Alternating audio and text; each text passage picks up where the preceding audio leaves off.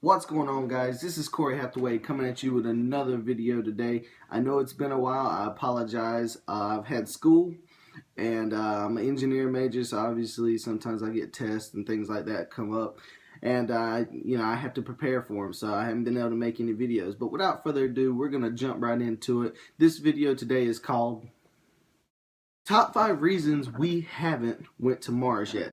I know there are a lot of Mars fans out there. I'm one of them. But the fact is that we haven't been there yet. And there are reasons why. I've come up with 5 reasons why I believe that Mars just hasn't been visited yet. At least by us. So, starting with number 1. The time it takes to get to Mars with our current technology is around 6 months.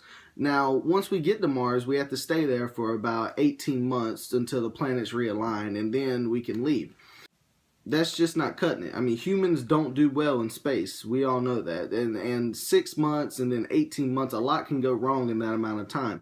I don't think the risk is worth the reward when you consider how long it takes to get to Mars now. I think that they need to shorten that time.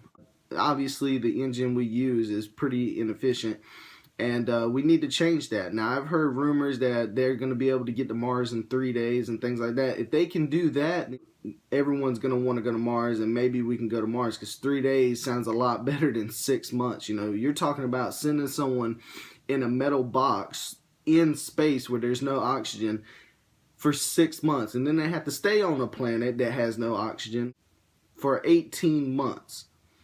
I mean, it just doesn't make sense right now. The time just takes too long. It's not worth it.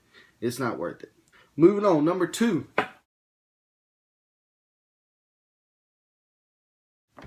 Now, in case you haven't realized, humans don't do well in space at all. So this goes back to having to spend that much time in space.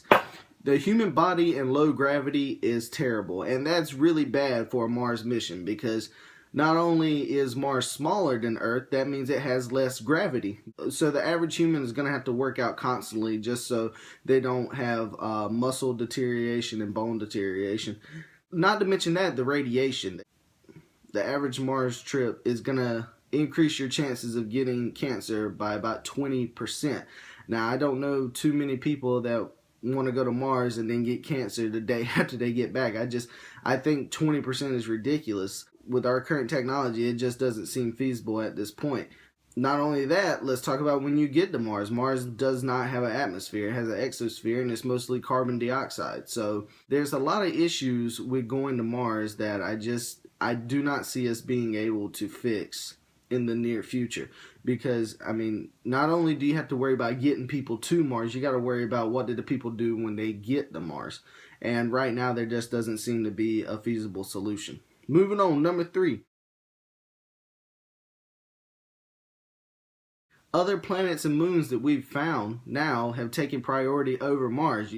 We're about to launch a rover onto Europa, which I've been wanting to do for a long time, but I'm not part of NASA, so obviously I can't do that. Other planets and celestial bodies that we've found are better than Mars. I mean, that's the simple fact. I mean, they have water, they have oxygen atmosphere. I mean, if we find something out there that has an oxygen atmosphere and has water, those are 2 main reasons to go to another place. Mars doesn't have that. Mars does have running water that they've confirmed, but the fact is that you can't drink it because you're going to die.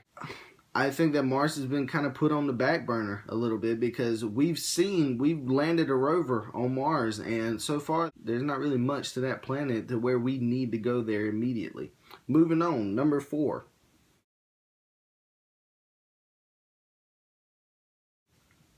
Why should we go to Mars? You know, I mean, we've landed a rover there, as I said before, and there's not really much there. Now, we did confirm running water, and we found sedimentary rock, and there might be traces of evidence of life. But is there really a reason? I mean, Mars is incredibly small. It doesn't have an atmosphere. It just doesn't seem logical for us to go there. Now, obviously, it is the closest planet next to us besides Venus. That, in that sense, it makes sense to go there. But in reality, is it worth it? I mean, why would we want to go to a planet where everything is dead? It doesn't make sense. Let's not even forget the dust storms and things like that. I mean, there's not really much there for us to learn or to do. Yeah, we can find out a little bit more about what Mars was back in the younger days, but does it really help us now? Is it really where our budget needs to be to go to Mars and then not get anything significant off of it? Is that really what we want to do? Just some things to think about. Moving on to number 5. And this one is a no-brainer, and it's the biggest reason why we haven't been to Mars yet, is money. NASA currently consists of about 1% of our U.S. budget. How can you expect us to go to another planet when we're getting 1% of the budget? It doesn't make much sense. So until NASA receives an increase in funding, I do not see us going to Mars, or for that matter any other planet in our solar system, anytime soon. And I know people can make the argument that, yeah, we got people here that need money and everything, and they're absolutely right, but you know, look at your cell phone. That was made because of the Great Space Race. I mean, look at cordless power tools. That was made because of the Great Space Race. When you put money into NASA and science and technology, you get results. You get new innovation. And unfortunately, we don't have new innovation. That's also a reason why we haven't been to Mars. So I'm out till next time, guys. Remember to like and subscribe. I'm going to be coming at you guys with more videos. I know I've been slacking here lately. Alright, see you guys later.